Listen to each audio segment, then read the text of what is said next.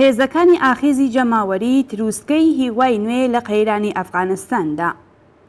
جو بایدن سەرۆکۆماری ئەمریکا لە مانگی ئاڤریلی 2021دا ڕایگەیان کە گشت هێزەکانی ئەمریکا تا مانگی سەپتامبری ئەم ساڵ لە ئەفغانستان دەچنە دەرێ.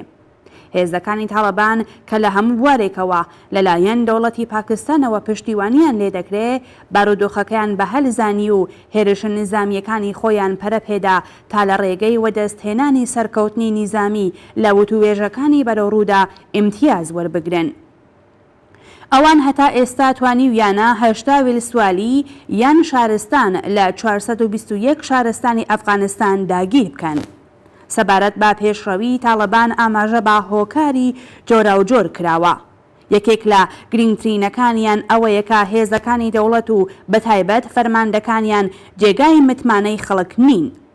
هاوڵاتیان بەپێی ئەزمموی ڕۆژانەی خۆیان ئەوان بە دز و گەندەڵ و یان لە باشترین حاڵەتدا بە کەمکار دەزانن. ژمارەیەکیش لەو باوەڕەدان کە هۆکاری داگیرکرانی ویلسوالیەکان ئەوەیە کە هێزە نظامیەکان بەو ڕادەیەی کە دەوڵەت ئاماری داوە لە شوێنی خزمەتدا حوزوریان نییە. بەپێی ئەو ڕاستیانەی کە بە کورتی ئاماژەیان پێکرا و هەروەها لە کاردانەوە بە پێشەویەکانی تاڵەبان هاوڵاتیان لە شارە جۆرە و جۆرەکان لە ناو گروپەکانی ناساو بە ئاخێزی جەماوەریدا چەکدار بوون.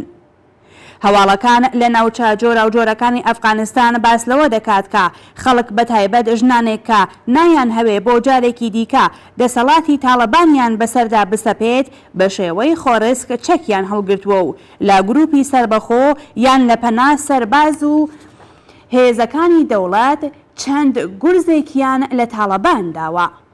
یەکێک لە فەرماندە جەماوەریەکان لە ویلایەتی بەدەخشان ڕایگەاندووە کە چەکدارانی تاڵەبان کە بەنیاز بوون ویلسوالیەکانی جورم بەهارەک تەگاب و کێشیمی بەدەخشان داگیر بکەن لەلایەن هێزەکانیانەوە پاشەکشەیان پێکراوە. هاتنە مەیدانی خەڵک بوو بەهۆی ئەوەی کە بەشێکی زۆر لەو ناوچانەی کە تاڵەبان داگیری کردبوون لە کونترۆڵیان بڕواتە دەرێ.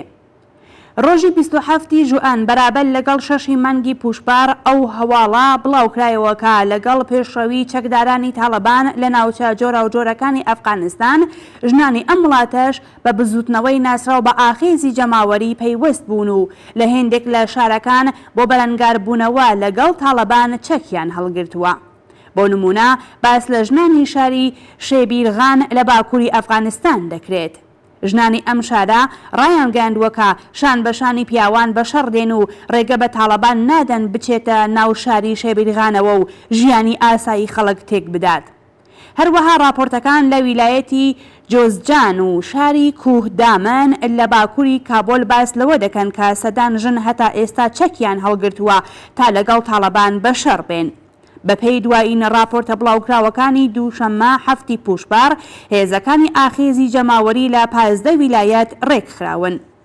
لە حاڵکدا کە هاوڵاتیانی ئەفغانستان لە بەرامبەر ئیسلامیە مێشکویشکەکان و جەنایەتکارانێکی وەک تاڵەبان سینگیان کردووەتە قەڵغان، ئەشرەف غەنی سەرۆکۆماری کارتۆنی ئەفغانستان و ڕەقیبەکەی عەبدوڵڵا خۆیان گەیاندە کۆشکی سپی تا بەڵکو و سەرۆکی ئەمریکا ژمارەیەک لە هێزە شەڕکەرەکانی ئەم وڵاتە بهێڵێتەوە و هەڵبەت هاوکات دۆلاری زیاتریش ڕۆژانە ڕەوانەی ئەوێ بکات.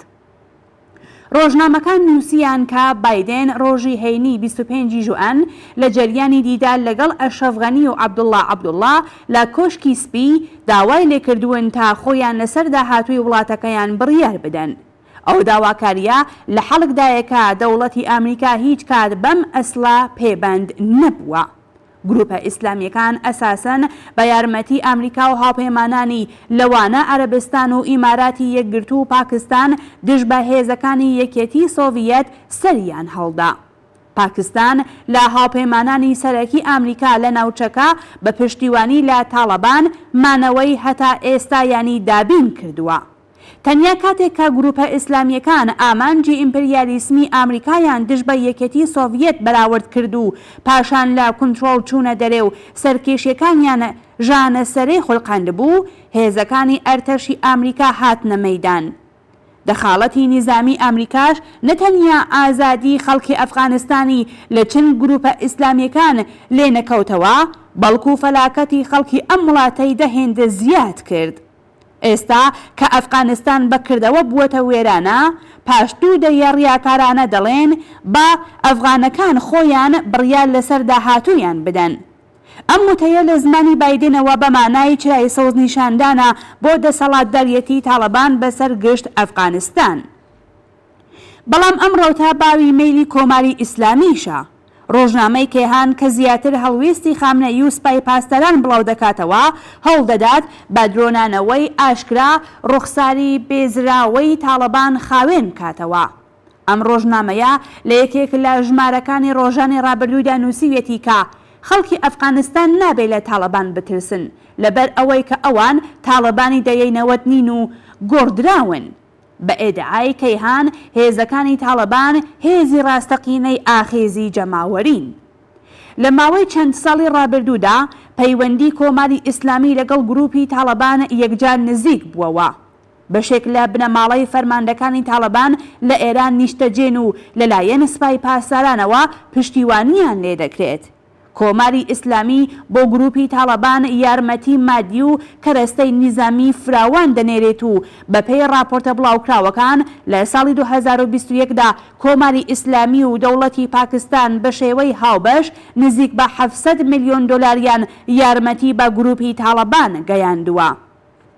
پێکهاتنی هێزەکانی ئاخێزی جەماوەری ئەگەرچی لە بارودۆخی دژوار و پڕمەترسی ئێستادا کە تاڵەبان بە هەموو هێزەوە بەرەوداگیرکردنی ئەفغانستان هەنگاو هەڵدەگرێت ترووسکەی هیوا بۆ ڕزگاری بە ئەژمار دێت، بەڵام لە هەمان حاڵدا لە نەبوونی ڕەوتێکی سیاسی ڕەزمەندە و خاوەن بەرنامەی کۆمەڵایەتی ڕادیکاڵ لە سەرووی ئەم حەرەکەتە جەماوەریەوە ئەو نیگەرانیە بوونی هەیەکە کونترۆڵیان بکەوێتە دەست شەڕسالاران و بەژەوەندی خوازانی هەمیشە حازر لە مەیدان و یان بچنە ژێر چنگی هێزەکانی دەوڵەت و بەم جۆرە گروتینی خەباتکارانەیان بەرەبەرە دامرکێت. هەر بۆیە لە نێتوین دانیشتنی پەرلەمانی ئەفغانستاندا ئەم دەنگۆیانە لە نوێنەرانەوە دەبیستێکە هێزەکانی ئاخێزی جەماوەری پێویستە لە ناو پێکهاتەی هێزە ئەمنیەکاندا دابمەزرێن. لە ڕاستیدا ئەوەی کە لە ئەفغانستان بەڕێوەیە دەتوانێت چارەنووسێکی تەنانەت تاریکتر لە چەندەیە ڕابردوو بۆ خەڵکی ئەم وڵاتە بخولقێنێت. تەنیا ڕێگای خۆبەدوورگرتن لەوەها چارەنووسێک ڕاپەڕینی جەماوەری ئەم وڵاتە و پشتیوانی نێونەتەوەیی جەماوەری شەریف و ئازادی خوازی جیهانە.